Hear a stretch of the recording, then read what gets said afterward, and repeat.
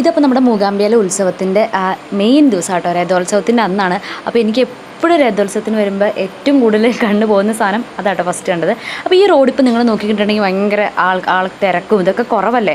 ഇത്തിരി ഒരു നേരം കഴിയുമ്പോൾ നോക്കിക്കോട്ടെ, എവിടെ നിന്നാണ് ഇത്ര ആൾക്കാർ ഈ ഒരു റോഡിലേക്ക് വന്നത് നമുക്ക് തോന്നിപ്പോട്ടെ. എനിക്ക് എപ്പോഴും ഫീൽ ചെയ്യുന്ന ഒരു കാര്യമാണ്, ഈ റോഡിങ്ങനെ നടക്കുമ്പോൾ നമ്മൾ വിചാരിക്കും ഇത്തവണ തേരിന് ആൾക്കാർ കുറവല്ലേ.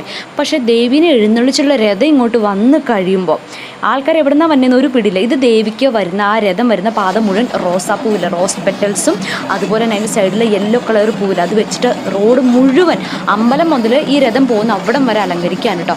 ആ ഒരു രഥത്തിലാണ് ദേവിനെ കൊണ്ടുവരുന്നത്. കണ്ടോ, ഈ വിശാലമായി കിടന്ന റോഡ് ആ രഥം എഴുന്നള്ളി വരുന്ന സമയത്ത് എവിടെ നിന്നും ഇല്ലാത്ത ആൾക്കാരായിരിക്കും വരുന്നത്. അത്രയും ആൾക്കാർ ഇവിടെ ഉണ്ടോ, ഇവിടെ വന്നോന്ന് നമുക്ക് തോന്നിപ്പോട്ടോ. അത്ര രസമാണ് ശരിക്കും. ഞങ്ങൾ ഈ ഒരു ഫ്ലോറിൻ്റെ ഈ ഒരു ബിൽഡിങ്ങിലാണ് എല്ലാ വർഷവും നിന്ന് കാണാറ്. ഇതിൻ്റെ തൊട്ട് താഴെയുള്ള ഫ്ലോറിൽ നിന്നിട്ടാണ് എപ്പോഴും കാണാറ്. അപ്പോൾ ദേവി ഇങ്ങനെ നമ്മുടെ രഥത്തിൽ ശരിക്കും നമ്മുടെ തൊട്ടടുത്ത് നിൽക്കണ പോലെ തോന്നും. പക്ഷേ ഇത്തവണ ഏറ്റവും മുകളിലത്തെ ഫ്ലോറിലാണ് നിന്ന്. അതുകൊണ്ട് എനിക്ക് അത്രയ്ക്ക് അങ്ങോട്ട് ഒരു കഴിഞ്ഞ വട്ടം നിന്ന് അത്ര ഒരു തൃപ്തി ആയില്ല കേട്ടോ. ലാസ്റ്റ് വട്ടം നിന്നപ്പോൾ ദേവി ഇങ്ങനെ അടുത്ത് വരുന്ന ഒരു ഫീൽ നമുക്ക് ശരിക്കും പറഞ്ഞ സമയത്ത് വീഡിയോ എടുക്കാനേ തോന്നില്ല. കാര്യം അതിലിങ്ങനെ കണ്ട് ദേവിനെ കണ്ടിങ്ങനെ നിൽക്കാൻ തോന്നും. അത്ര ഒരു ഭംഗിയാണ് കേട്ടോ. നമ്മുടെ ഉടുപ്പി ജില്ലയിലെ ഏറ്റവും വലിയ രണ്ടാമത്തെ രഥം മൂകാംബികയിലെ രഥമാണ് കേട്ടോ. വേറെ ഏതോ അമ്പലത്തിലാണ് ഇതിലും വലിയ രഥം ഉള്ളത്. പക്ഷേ ഈ രഥത്തിൽ എഴുന്നള്ളിച്ച് പോണ കാണുമ്പോൾ എന്ത് രസം. നമുക്ക് ശരിക്കും ഭയങ്കര ടെൻഷൻ ആവട്ടെ, ദൈവം ഇത്രയും വലിയ രഥം ഇങ്ങനെ പോകുന്ന ഈ രഥം ഓരോ ദിവസം ഇങ്ങനെ കൺസ്ട്രക്ട് ചെയ്ത് ഡേ 1 മുതൽ ഡേ 10 ആകുമ്പോഴേക്കും ഈ ഒരു ഇതിലാക്കും കേട്ടോ.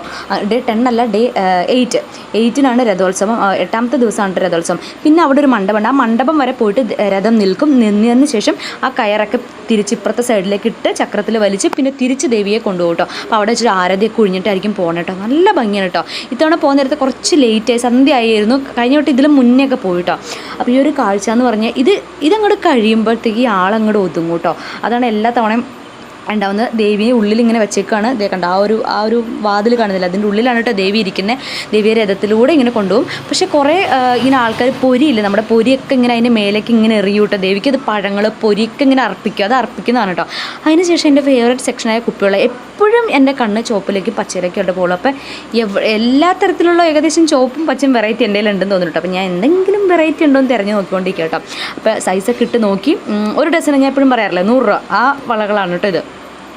എപ്പോഴും വളകൾ കൂടിപ്പോയ 100 രൂപയുടെയൊക്കെയാണ് ഞാൻ കണ്ടിട്ടുള്ളൂ. നല്ല കുറേ കളക്ഷൻ ഉണ്ട്. നമുക്ക് അകലെ നോക്കുമ്പോൾ ഭയങ്കര വെറൈറ്റി പോലെ തോന്നും, പക്ഷേ അടുത്ത് ചെന്ന് നോക്കുമ്പോൾ ഇതിൽ ഏതെടുക്കണം തോന്നും. അങ്ങനെ ഇത്തവണത്തെ ഉത്സവം കഴിഞ്ഞു കേട്ടോ. അപ്പം ഇനി അടുത്ത വീഡിയോയിൽ കാണാം. ബായ്.